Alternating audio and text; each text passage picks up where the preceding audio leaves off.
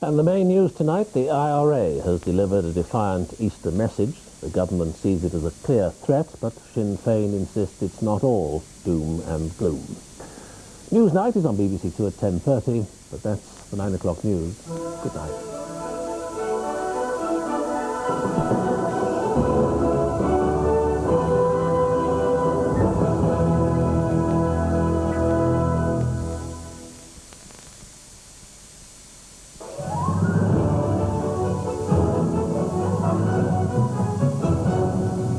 Good evening. The government's been accused of doing a U-turn on controversial plans to widen the M25.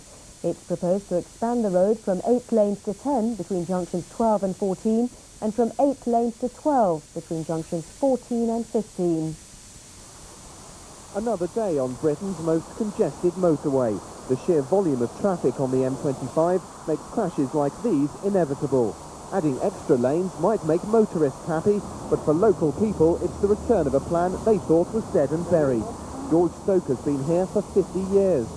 Pretty grim, really. I mean, the noise, the dirt, dust, what have you. Only recently I've painted the windowsill. They became so dirty that I had to sort of spend time and clean them down and repaint them. A year ago, the government abandoned a plan to add link roads either side of the M25, making a total of 14 lanes. Today, protesters said this scheme is just as bad. A year ago today, we were on this site celebrating the abandonment of the infamous link road scheme for 14-lane M25. Here we are today in an angry mood because the government has confirmed its determination to press on with the substitute scheme. The extra lanes will be built within the existing boundary fences of the M25. The Department of Transport stresses no new land will be needed, which may mean fewer protests from local people. But opposition parties say it's still only a short-term solution to the long-term problem of congestion. A man who was shot 4 times by police in South London is in a stable condition tonight in hospital.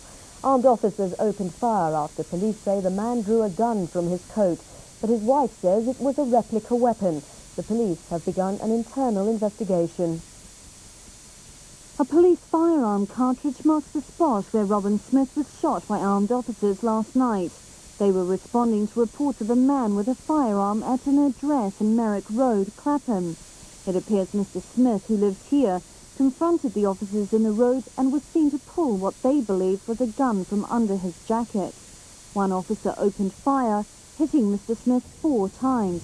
I come out and I got halfway across the road and I was asking, like, is he alright? And the police come over and started pushing me and telling me to get back in my house. So I shouted over to him. I said to him, are you alright, Robin? And he said, yeah, Mark, I'm alright. He was brought here to the Chelsea and Westminster Hospital with gunshot wounds to his chest, forearm, hand and right ankle. Orthopedic surgeons operated for 4 hours last night, but described his condition today as stable. A gun was later recovered from the scene and is being examined by police. It has not been confirmed whether the gun was real or, as Mr. Smith's wife claims, a replica. And that's all from us this evening, but we are back tomorrow morning with bulletins beginning just after 7. But now look at the weather forecast, and that's with Bill Giles.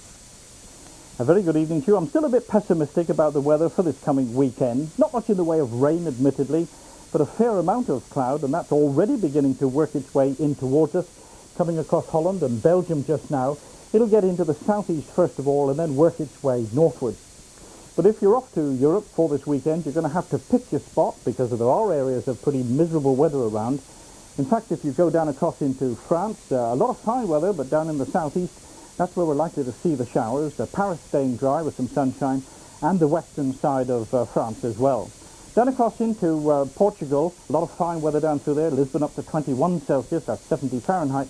But a fair number of heavy showers in northern and eastern parts of Spain, across into the Balearic Islands, and some of the showers into Rome, across into Athens and into Turkey too. But the eastern side of the Mediterranean, the coastal resorts anyway, probably faring quite good. But back home again, the clear skies over England and Wales mean a frost again tonight. Not such a bad frost down in the south as we've seen recently, but that frost extending up into central Scotland as that cloud breaks up through the night. High pressure dominating the scene It'll pull back, allow these easterly winds to come in, bringing that cloud, and as the fronts push in, a little bit of rain now and again. But a fine start for most of us, I think, through tomorrow. The thickest of the cloud in the far north, maybe the odd spot or two of rain, but really not amounting to anything at all. And then later in the afternoon, thicker cloud coming into the extreme southeast. Top temperature tomorrow, up as high as 13 again in the Moray Firth, but still quite cold near that eastern coast, the wind coming in off the sea.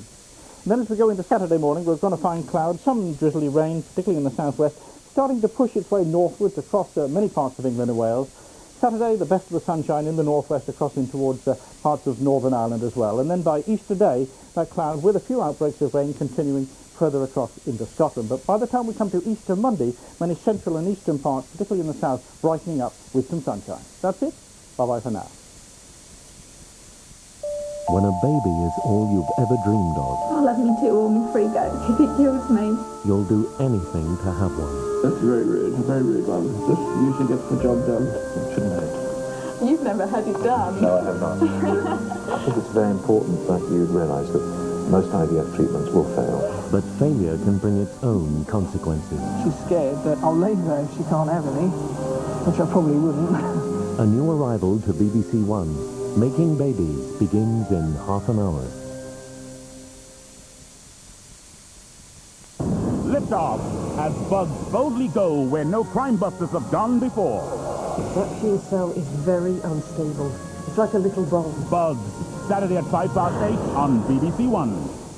Award-winning comedy now on BBC One and a makeover to end them all.